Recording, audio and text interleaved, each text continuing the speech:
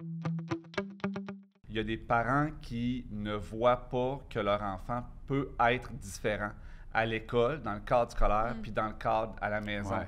Puis ça arrive bien souvent là, qu'un enfant peut être hyper sage à l'école et c'est un diable à la maison, mais le contraire existe aussi.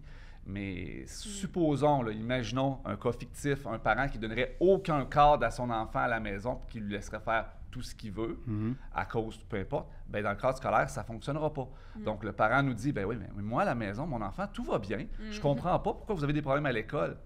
Ouais, on n'a pas les mêmes exigences. Parce qu'à la maison, c'est ça. Peut-être qu'à la maison, ce parent-là le laisse des heures devant la télé, devant ses jeux vidéo, mais s'il ose mettre plus de limites puis dire non, là, c'est terminé, il faut faire les devoirs, l'enfant pèterait une coche en bon québécois.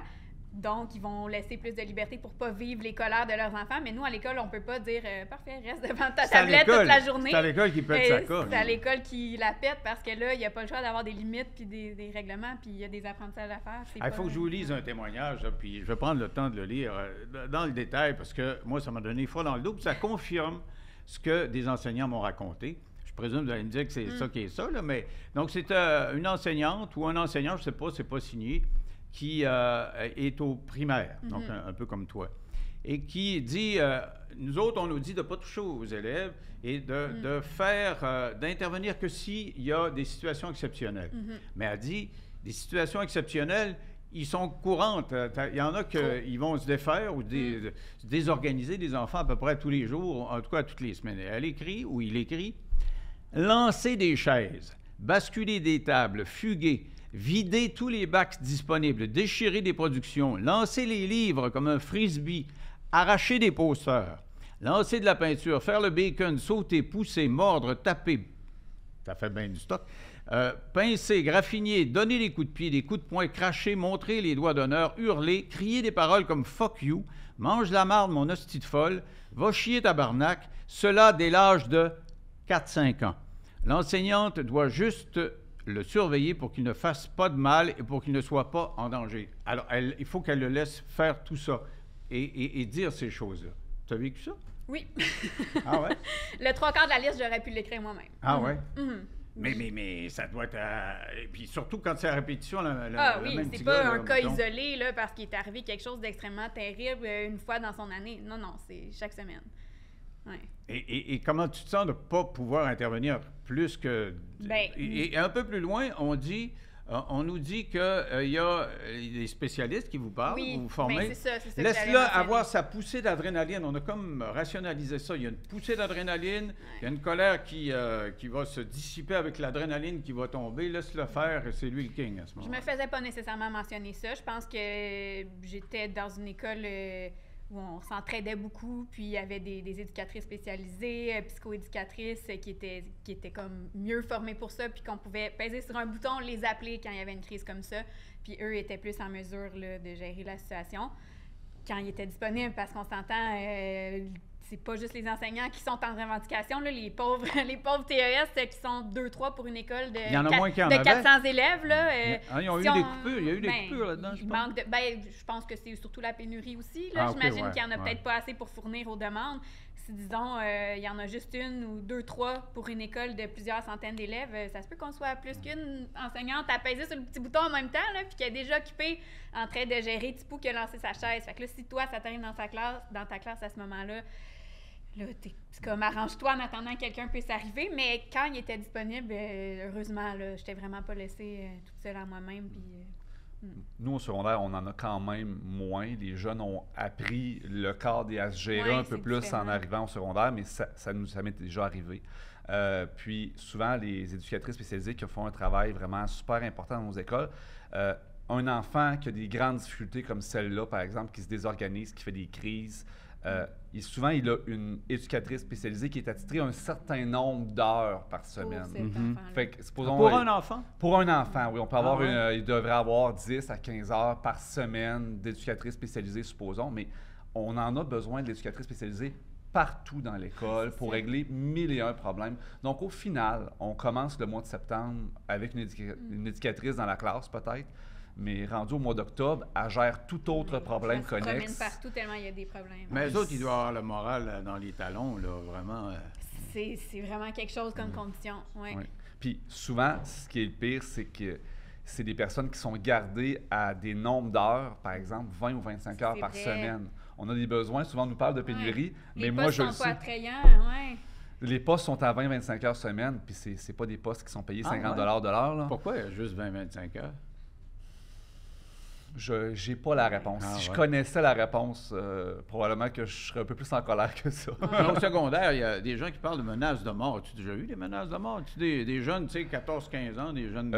Menace de mort, non. On a déjà dit qu'on allait péter mes pneus. On a dit qu'on allait m'attendre à la sortie de l'école. Hein. Des grands gars baraqués qui font 2 fois mon poids avec des chaînes. Là. Des stéréotypes. Ah ouais? Oh oui. Comme ce qu'on voit à la télé, là. Oui, tout à fait. Fait que ça peut être intimidant. As-tu Ça peur dans ce temps-là? Ou...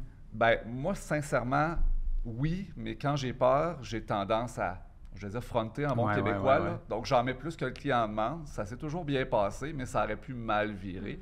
Puis, on se rappelle qu'on n'a pas le droit de toucher aux élèves. Donc, c'est... À la limite, c'est quasiment laisse-toi ramasser si un élève décide de te frapper, là. Parce que si jamais je décidais de me défendre, je ne sais pas comment ça pourrait tourner. Là, je cherche un autre témoignage que j'ai. Alors, là, on parlait du fait que tu ne peux pas toucher les enfants. Puis toi, tu disais on est dépassé parce qu'il y a un enfant qui fait le bacon, n'importe quoi. Puis il y a quelqu'un qui écrit comment se sentent les enfants qui doivent sortir plusieurs fois par jour? Parce que les autres, lui, il fait sa crise de bacon. Dans votre protocole, vous êtes obligé de prendre la classe. Les autres sortent.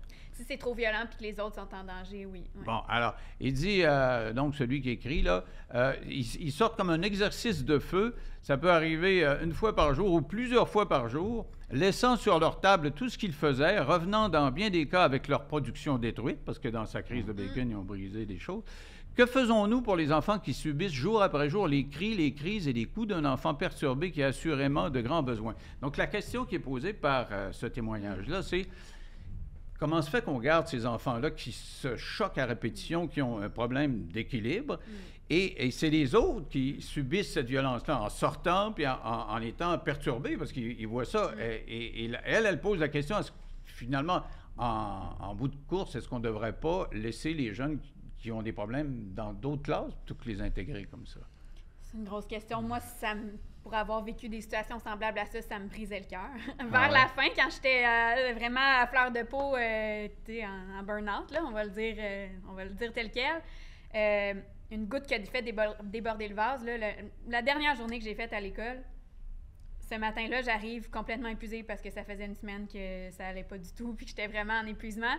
Ce matin-là, j'arrive, puis je deviens les yeux pleins d'eau juste parce qu'une petite fille, tu sais, toute sage, là, que ça va super bien, me fait un sourire puis me dit bon matin. Je me suis mis à pleurer parce que je pensais à hey, pour vrai, j'en fais pas assez pour ces enfants-là. Ça va tellement mal que j'ai plus le temps, j'ai plus l'énergie pour tous les autres. C'est bon, si tu te sentais coupable de dire Je me sentais ben, coupable. ça me suce tellement d'énergie, les cas problématiques. C'est ça.